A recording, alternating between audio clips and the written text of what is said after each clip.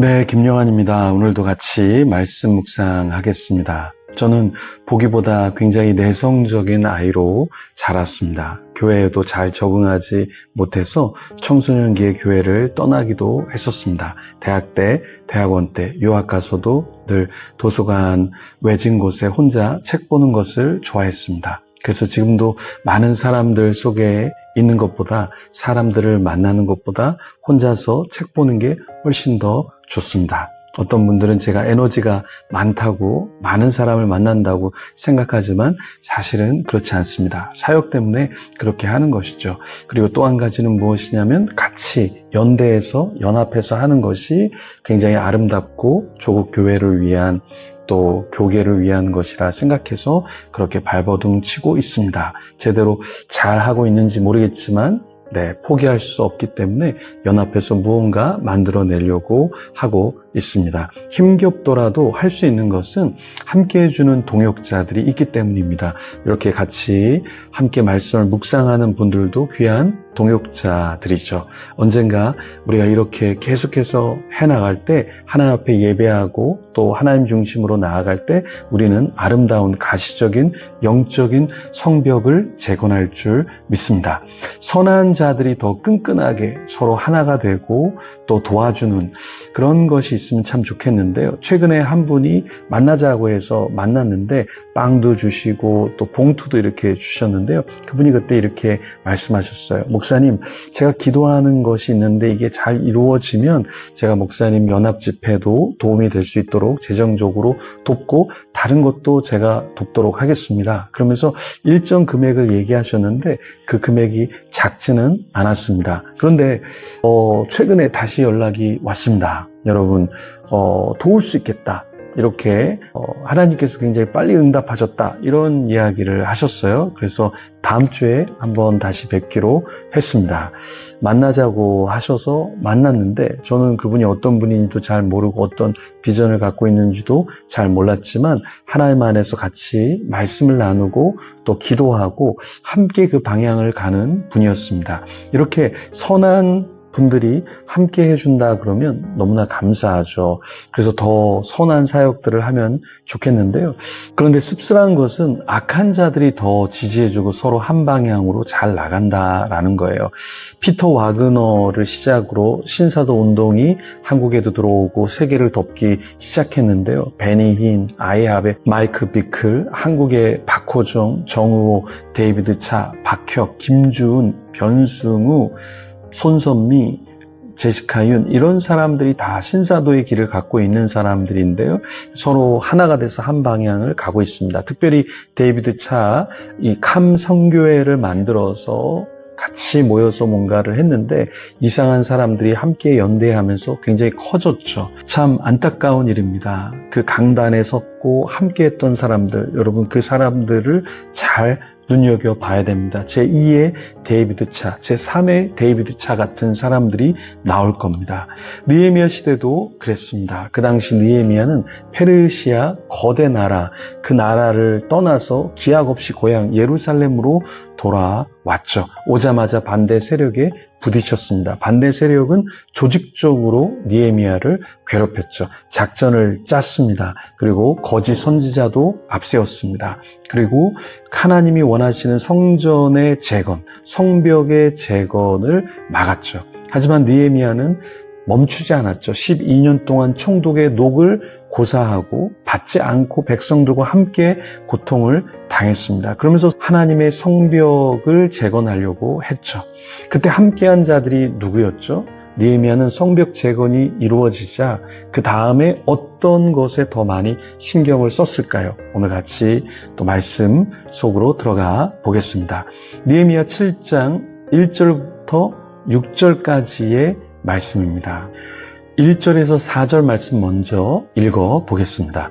성벽이 건축됨에 문짝을 달고 문지기와 노래하는 자들과 레위 사람들을 세운 후에 내 아우 하나니와 영문의 관원 하나냐가 함께 예루살렘을 다스리게 하였는데 하나냐는 충성스러운 사람이요 하나님을 경외함이 무리 중에서 뛰어난 자라. 내가 그들에게 이르기를 해가 높이 뜨기 전에는 예루살렘 성문을 열지 말고 아직 파수할 때에 곧 문을 닫고 빗장을 지르며 또 예루살렘 주민이 각각 자기가 지키는 곳에서 파수하되 자기 집 맞은편을 지키게 하라 하였노니 그 성읍은 광대하고 그 주민은 적으며 가옥은 미처 건축하지 못하였음이니라. 1절 말씀에 보면 성벽이 건축되자 어떤 일이 추가적으로 세워졌다고 했나요? 문짝을 달고 문지기와 노래하는 자들과 레위 사람들을 세웠습니다. 느헤미야는 성벽 재건, 건물을 짓는데 모든 에너지를 쏟지 않았습니다. 성벽 재건의 목적대로 레위 사람들을 세웠습니다. 그러면 성벽 재건의 목적은 무엇이었을까요? 하나님을 예배하는 것이었죠. 함께 모여서 예배하는 공동체를 만들기 위함이었죠. 사람을 세우는 것은 비용이 드는 것이죠. 그러나 대가를 지불했습니다. 오늘날도 그렇습니다. 다음 세대를 세우는 거, 예배 공동체를 세우는 거, 선교사님을 돕는 거, 또 개척교회를 돕는 거, 연약한 지체를 돕는 거, 다 대가 지불을 해야 합니다. 우리는 어떠한 대가 지불을 하고 있나요? 하나님 일을 한다라는 것은 내가 할 수 있는 만큼 하는 것도 감사하지만 때로는 힘에 겹게 하나님의 일을 섬기고 또 기도를 하고 내가 힘들지만 나의 몸을 일으켜서 섬기고 또 말씀을 묵상하고 배우는 것, 이런 것들이 다 하나님의 나라를 위해서 필요한 것이죠. 느헤미야는 성벽 재건 후 문지기, 노래하는 자, 레위 사람들을 세웠습니다. 느헤미야가 이렇게 할 수 있었던 것은 동역자들이 있었기 때문이었습니다. 우리가 함께 사역할 때 사역자들이 필요하고 함께 섬기는 지체들이 필요한 이유가 무엇일까요? 동역자들이 있어야 이 일을 감당하기 때문에 그런 것이죠. 여러분들도 하나님 나라의 선한 동역자들입니다. 느헤미야는 든든한 동역자 누가 있었나요? 아우 하나니와 영문의 관원 하나냐가 있었습니다. 하나냐는 충성스러운 사람이었고요. 하나님을 경외함이 무리 중에서 뛰어난 자였습니다. 나에게 있어서 든든한 동역자는 누구일까요? 여러분은 동역자 하면 누가 떠오르십니까? 그런 동역자가 있다면 너무나 감사한 것이죠. 그런데 그런 동역자가 없다면 여러분이 그런 좋은 동역자가 되면 좋습니다. 그래서 함께 지어져 가면 좋겠습니다. 오늘 본문의 3절에 느헤미야는 무엇을 당부했나요?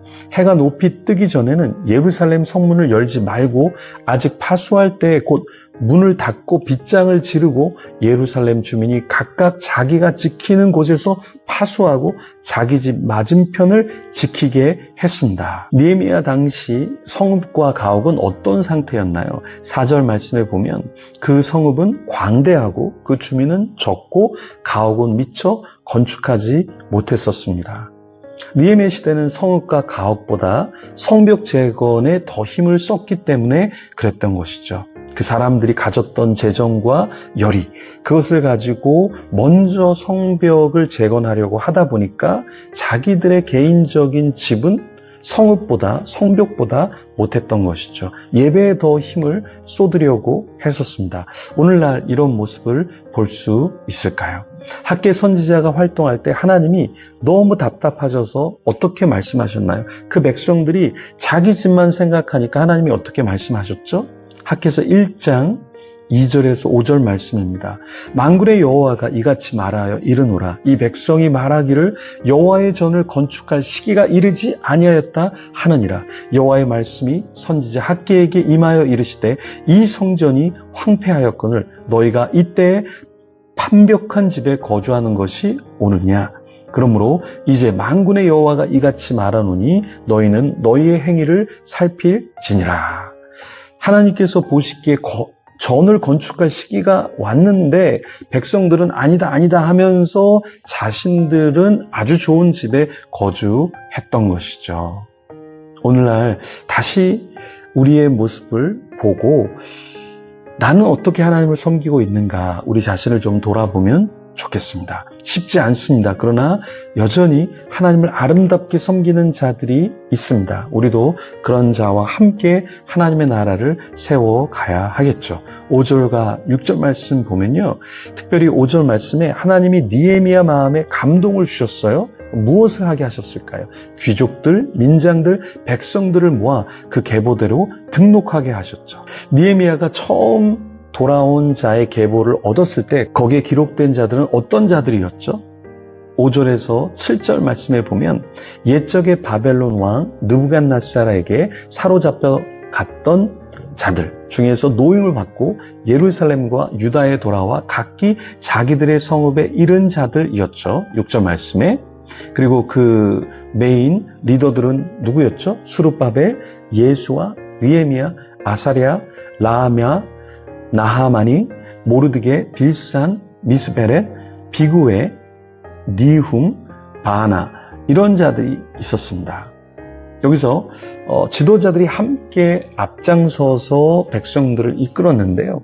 여기 옛적에라는 말은 언제를 말할까요? 6절 말씀에 보면 70년 바벨론 포로 생활과 나라를 잃은 그 세월이 지난 후를 말합니다. 그 당시에 이렇게 포로로 잡혀 있다가 지도자들을 통해서 이제 다시 예루살렘으로 돌아왔던 것이죠. 근데 지금 수많은 사람들은 어디에 포로로 사로잡혀 살아가고 있을까요? 중독, 우울, 상처 이런 바벨론에 갇혀 사는 자들이 너무나 많습니다. 우리 주위에 우리 가족 안에도 있습니다. 그렇기 때문에 우리는 더 하나님 앞에 영적인 지도자로 영적인 섬김으로 그들을 또한 구출하고 그들을 예배자로 세워야 하는 것이겠죠. 돈만 버는데 우리의 모든 에너지와 시간을 쏟는 것이 아니라 영적인 케어 또한 필요한 것입니다. 오늘 말씀 중 여러분 받은 도전, 은혜는 무엇입니까? 잠시 같이 기도하겠습니다.